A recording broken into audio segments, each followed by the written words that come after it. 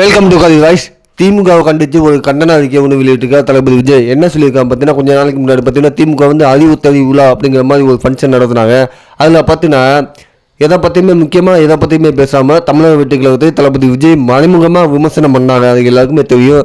அதற்கு பதிலடி கொடுக்க மாதிரி தான் தளபதி விஜய் என்ன சொல்லியிருக்காங்கன்னா, நடந்தது வந்து அறிவு திருவிழாவா இல்லை அவதூறு திருவிழாவா, முழுக்க முழுக்க தமிழக வெற்றிக்கழகத்தையே குற்றம் சாட்டிக்கிட்டே வர்றாங்க. அந்த மாதிரி ஒரு 2 வருஷ கட்சி பார்த்து திமுக பயப்படுது அப்படிங்கிற மாதிரி தளபதி விஜய் குற்றம் சாட்டிக்கிட்டே வராது. ஏன்னா நாளுக்கு நாள் தளபதி விஜய்க்கு தான் மவுஸ் அதிகமாக இருக்குது.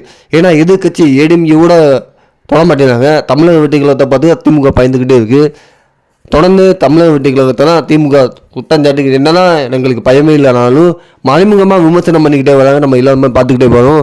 அதுக்காண்டி ஒரு கண்டன அறிக்கை வெளியிட்டிருக்காப்புல. அதுக்கு என்ன தளபதி பதிலடி என்ன கொடுக்கானா, பவளவிழா பாப்பா, நீ என்ன பாசாங்க காட்டினாலும் அது ஆகாது, நீ நல்லவல்லை போல் நடத்தாலும் நாடே சிரிக்குது அப்படிங்கிற மாதிரி தளபதி சொல்லியிருக்காரு.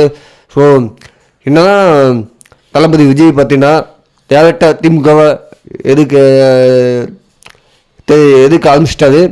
ஏன்னா முழுமையாக திமுக வந்து விமர்சிக்கல, மேலோட்டமாக கொஞ்சம் கொஞ்சமாக தான் விமர்சிக்கிறாங்க. ஆனால் தமிழக வெற்றிக்கழகத்தை தொடர்ந்து முழுமையாக விமர்சனம் பண்ணுறாங்க.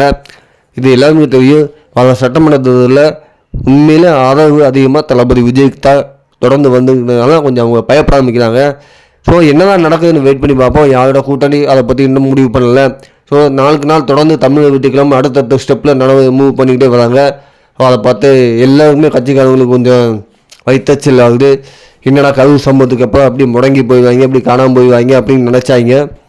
அதுக்கப்புறம் தளபதி வந்து ஒரு ஸ்டெடியாக நின்றுட்டாரு. எல்லாருக்குமே ஒரு சந்தோஷம்.